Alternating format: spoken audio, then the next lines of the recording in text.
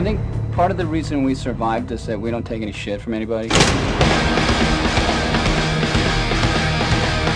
We wanted to be our own persons, do our own thinking, and make our own decisions, and a lot of times it cost us. When we started the record off, we had some pretty precise plans on particular songs, styles. We had to go back and research and listen to records from the 70s, disco records, Fleetwood Mac records. We listened to all kinds of stuff that we traditionally wouldn't just put on in our cars, you know, and listen to. Actually, the title, Risk, for this album is about as fitting as it gets. I was sort of surprised when I came into the band last year that hearing them talk about what they wanted to do, they really wanted to do stuff that was really a far departure from what the band had been doing in previous albums. So, sort of exciting, I think. When I go to produce a record, if I say, hey, would you mind trying to play something like this? Usually, you see people go, I don't play that instrument, I don't feel comfortable doing that. Guys in Megadeth are like, hey, bring it on. We don't care what it is. If you can tune it like a guitar, we'll play it. So they show up at the studio and you want to try anything crazy, they're game. They push the limits.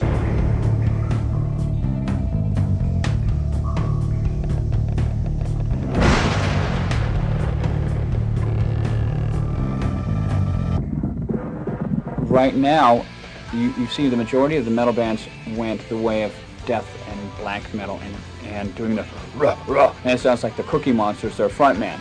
We kind of went the way of heavy metal hard rock, which is more, the new wave of British heavy metal meets the British invasion with bands like the Beatles and Led Zeppelin and the Stones and stuff like that. Stuff that's really melodic but still, heavy to some degree. I think there's songs that people who would never even contemplate buying a Megadeth CD are going to hear some of the stuff and go, this is pretty interesting. Maybe we should check this out.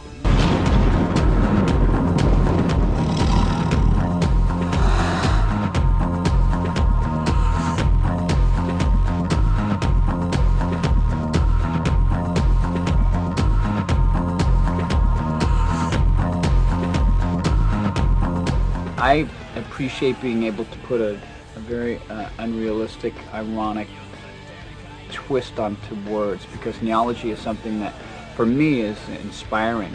Getting another way to get a point across without it being so obvious.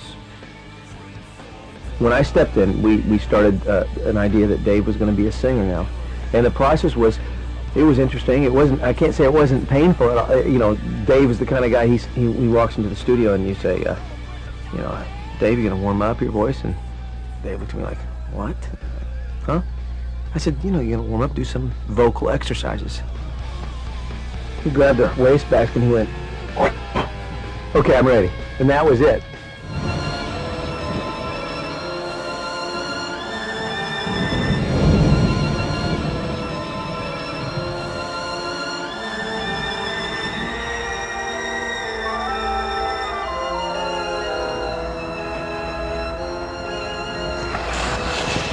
I think anytime any artist makes an album and tries to sell it and goes on tour and tries to sell tickets, that's a risk, because the music business is always changing, and it's very, very fickle business. People might not like us anymore. Fickle? It's fickle, man. We might be history tomorrow, or we might be gods. We'll be one or the other.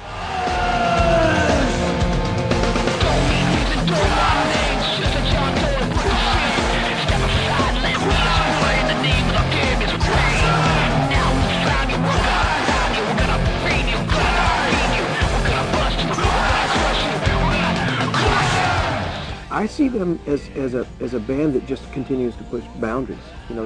Will not be defined by a label. They're one of the only bands that have survived in the last 10 years. I mean, from the 80s. I mean, they initially started in the 80s, and all the bands on the VH1, Where Are They Now show, not Megadeth.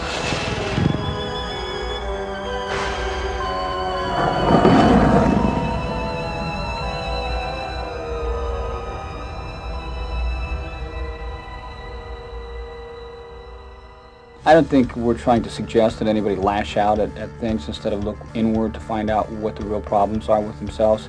It's so easy to blame your parents and to blame society and to blame somebody for your own inability to cope with things. The only thing that we would appreciate our fans getting from the music is that, become proactive and not reactive.